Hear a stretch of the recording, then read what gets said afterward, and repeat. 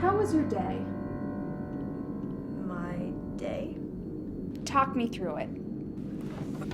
My day. My day began with waking.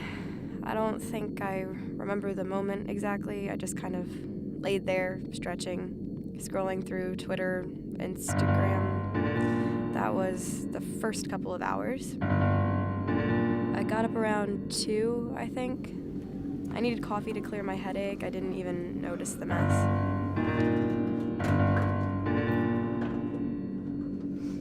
I made breakfast. That was about an hour or 2. That's when I first noticed.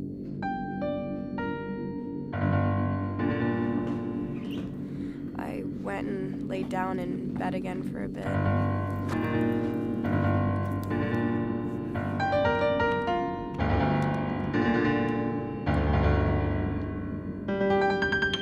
So it's around 6, and I know I have to get this stupid paper done by midnight.